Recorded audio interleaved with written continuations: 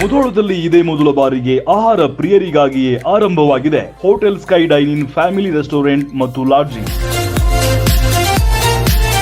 ರುಚಿಕರವಾದ morning breakfast ಮತ್ತು lunch ಹಾಗೂ ಡಿನ್ನರ್ಗಾಗಿ ವೆಜ್ ಮತ್ತು ನಾನ್ ವೆಜ್ ನಲ್ಲಿ ಸಾಕಷ್ಟು ವೆರೈಟಿ ಐಟಂಗಳು ಸಿಗುತ್ತವೆ.